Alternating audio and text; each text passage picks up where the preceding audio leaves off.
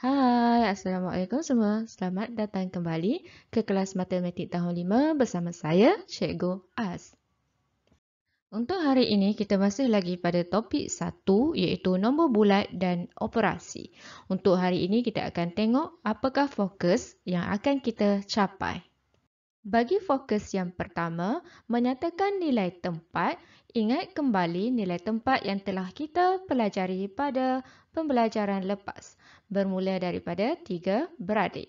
Sah, puluh, ratus dan diikuti dengan bapa iaitu ribu, ribu, puluh ribu dan ratus ribu.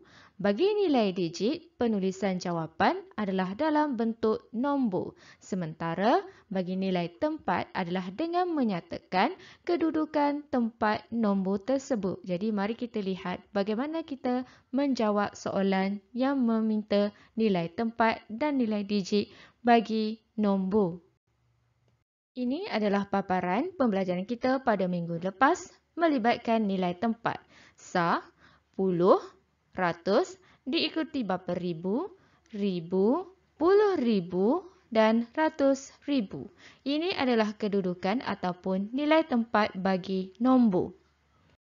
Cara untuk menjawab soalan melibatkan penyataan nilai tempat adalah seperti ini. Contohnya, diberi kepada kamu 321,339. Jadi gunakan kaedah pada minggu lepas. Kemudian lihat pada nombor yang digaris adalah rumah puluh.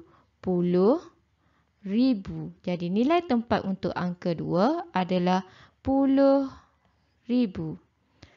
Ini adalah lebih untuk menyatakan nilai tempat ataupun kedudukan tempat sesuatu nombor. Macam kita bagi alamat rumah lah kat nombor tu. Okey, nombor yang seterusnya, bilang 1, 2, 3 dari arah belakang, letak garis dan tulis ribu. Kemudian tengok pada nombor yang digaris, ratus, puluh dan sah. Jadi tempat yang duduk di rib 3 adalah ratus.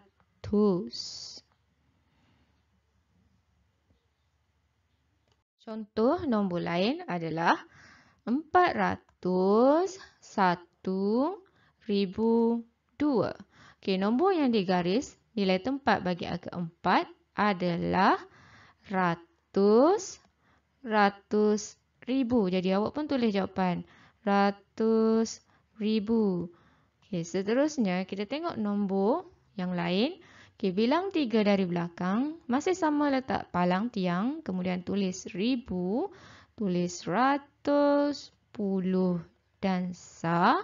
Di sini ribu dan sini puluh. Okey, sekarang nombor yang digaris adalah nilai tempat untuk ribu. Tapi untuk ribu, tidak perlu lagi sebut nama bapa dia. Jangan kamu tulis ribu-ribu. Sekadar tulis nilai tempat dia adalah ribu. Bagi penyataan nilai digit sekiranya nombor, dia minta menyatakan nilai digit, jawapan perlulah dalam bentuk nombor, bukan ejaan macam sebelum tadi, kena eja tempat. Tempat bagi kedudukan nombor tersebut. Okey, sekarang kita nak tengok nombor ataupun nilai digit bagi kedudukan sifar pada tempat puluh. Jadi nilai digit dia adalah sifar. Okey, seterusnya kita nak melihat nilai digit bagi angka 4 di tempat ribu. Okey, kamu hanya tulis semula 4, kemudian tengok berapa nombor yang ada di belakang. Nombor yang belakang daripada garisan tu gantikan dengan angka sifar. Jadi terhasillah nilai digit bagi angka 4 adalah 4000. Sekarang, bagi penyataan nilai digit lagi, kita tengok nombor yang seterusnya. Okey, nombor ini menggariskan pada kawasan nombor 8, iaitu di tempat rumah ratus ribu. Okey, tulis angka 8 dan bilang angka di belakangnya 1, 2, 3, 4, 5. Kemudian kamu gantikan 5 angka di belakang dengan angka sifar. Jadi terhasillah nilai digit bagi angka 8 adalah 800,000. Begitu juga pada soalan yang ini. Okey, yang ini dia berada pada puluh ribu. Jadi tulis angka 1, bilang berapa nombor di belakang angka 1, kemudian gantikan dengan sifar 1, 2, 3 dan 4. Selesai. Jadi 1 itu adalah nilai digit bagi 10,000. Untuk fokus yang kedua, kita akan melihat kepada mencerahkan sebarang nombor mengikut nilai tempat dan juga nilai digit. Okay, sekarang mari kita lihat macam mana kita nak jawab soalan cerahkin mengikut nilai tempat. Okay, untuk soalan cerahkin, bagi menjawab soalan cerahkin, ianya perlu dijawab dengan memisahkan nombor dengan operasi tambah. Okay, sebelum kita nak selesaikan, kita guna kaedah yang sama. Bilang 3 dan letak palang ribu diikuti dengan menamakan sa, puluh dan juga ratus, ribu, puluh ribu dan juga ratus ribu. Okay, bila disebutkan nilai tempat, kita perlu melabelkan tempat nombor tersebut bagi mudah untuk kita jawab soalan. Okay, sekarang kita akan baca daripada arah posisi hadapan. Okey, nombor yang kita lihat mula-mula adalah 3. Kita tulis 3 dan kita tengok apa nilai tempat untuk 3. Ya, betul. Nilai tempat untuk 3 adalah 300,000. Jadi kita tulis 300,000. Okey, untuk memisahkan antara nombor, cikgu dah cakap dengan operasi tambah. Kita letak operasi tambah, kemudian diikuti dengan angka sifar. Angka sifar perlu dinyatakan juga, iaitu sifar tempat dia adalah puluh ribu. Dan nombor yang seterusnya diikuti dengan nombor 2. Tempat dia adalah ribu, 2,000. Dan nombor yang seterusnya adalah sifar. Sifar tambah sifar apa? Sifar ratus tambah dengan 10 tambah dengan 1 sa. Maksudnya bila pencerakinan ni, kita akan baca nombor tersebut satu demi satu dan menyebut nilai tempat ataupun alamat rumah nombor tersebut. Sekarang kita tengok lagi contoh nombor yang lain. Okey, nombor yang seterusnya yang kita dapat lihat, kita akan cuba jawab. Okey, yang ini masih lagi dengan cara yang sama. Buat tiang dan letak ribu, kemudian labelkan dulu tempat. Okay, sebab nilai tempat, labelkan tempat. Nombor sa, puluh, ratus, diikuti ribu dan juga puluh. Kat sini adalah ratus ribu lah, tapi tak ada nombor. Okay, sekarang ingat balik, untuk pisahkan dia dengan operasi tambah, bermula daripada posisi hadapan, kita akan sebut 8. 80 apa? Ya, 80,000 tambah 7,000 tambah 2 apa? 200 tambah dengan 3, 30 tambah dengan 4 sa. Itu cara untuk menjawab pencerakinan mengikut nilai tempat. Kalau soalan tu minta cerakin mengikut nilai digit, cara dia kita tak perlu eja lagi dah nilai tempat tu ataupun menyatakan tempat nombor tu. Cuma menyatakan dalam bentuk angka sahaja. Okay, macam mana kita nak buat? Okay, sekarang ni bila kita nak cerakin, kita perlu pisahkan dengan operasi tambah. Okay, kita tengok dari posisi depan. Pada angka 2, di belakang dia adalah 1, 2, 3, 4. Terdapat 4 nombor. Jadi kita tulis dulu angka 2. Letakkan 4 nombor tu ganti dengan sifar. Kemudian letak operasi tambah. Okey, yang ini sudah selesai. Kita tengok nombor yang seterusnya. Okey, nombor 2. Tulis dulu angka 2. Bilang ada berapa nombor di belakang? 3. Letak angka sifar 3. 1, 2, 3. Okey, kita dah selesai dengan nombor yang ini. Kita pergi nombor yang seterusnya. Nombor 1 ni. Okey, nombor 1, di belakang dia terdapat 2 lagi angka. Jadi, kita letak angka 1 dulu, gantikan dengan 2 angka sifar. Okey, sekarang kita dah selesai nombor 1 ni. Kita bergerak pada angka 9. Okey, nombor 9 kita tulis dulu.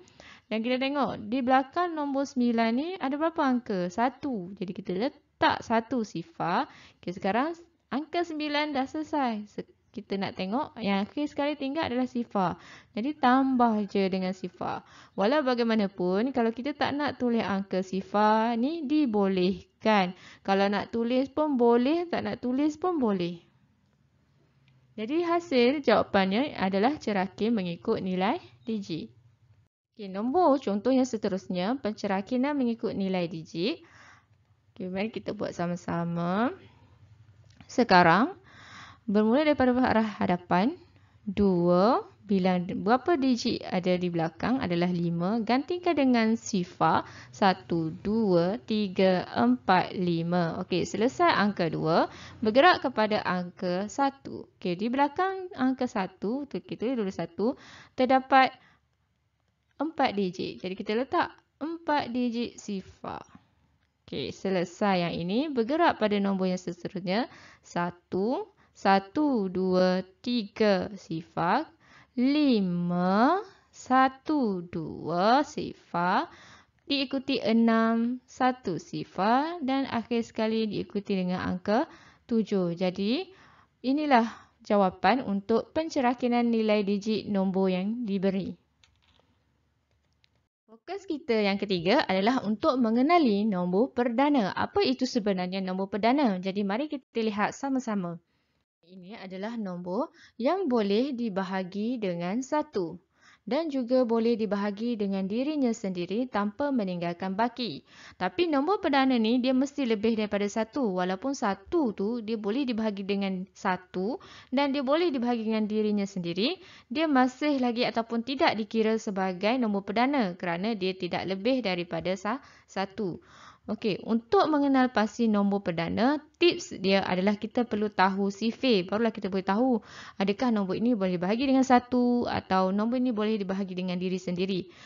Kalau nombor ni contohnya dia boleh dibahagi dengan 1, dia boleh dibahagi dengan dirinya sendiri, tapi dia boleh dibahagi juga dengan nombor lain, itu tidak dikira nombor perdana. Okey, contohlah cikgu ambil. Nombor 4. Nombor 4, dia boleh bahagi dengan 1. 4 bahagi 1 sama dengan 4. 4 bahagi 4 sama dengan 1. Tapi, 4 tu sendiri sebenarnya boleh dibahagi dengan nombor lain, iaitu nombor 2. Jadi, secara automatiknya, nombor 4 tidak dikira sebagai nombor perdana. Jadi, kesimpulannya, untuk lebih cepat kita mengenali nombor perdana, kita perlu tahu sifir itu supaya kita dapat mudah mengenali nombor perdana. Jadi sekarang mari kita lihat apakah nombor perdana yang terdapat dalam lingkungan nombor 1 hingga 100. Dapat 25 nombor perdana dalam lingkungan nombor 1 sehingga 100. Jadi mari kita lihat satu persatu. Okey, nombor perdana yang pertama adalah 2, diikuti 3, 5, 7, 11.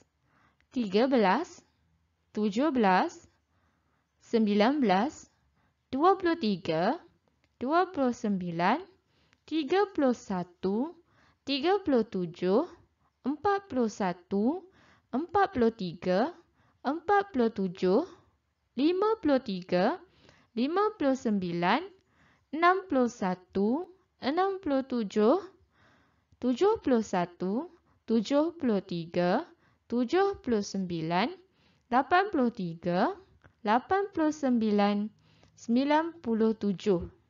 Secara kesimpulannya, apa yang kita pelajari hari ini adalah mengenal pasti nombor mengikut nilai tempat dan juga nilai digit. Yang kedua, kita perlu mengetahui proses pencerakinan ataupun cara untuk mencerakinkan nombor mengikut nilai tempat dan juga nilai digit. Dan yang terakhir, kita telah berjaya mengenal pasti 25 nombor perdana yang terdapat dalam lingkungan nombor 1 hingga 100. Okey, setakat itu sahaja pembelajaran kita pada hari ini. InsyaAllah sehingga kita berjumpa lagi pada sesi yang seterusnya. Assalamualaikum dan sekian terima kasih dari cikgu.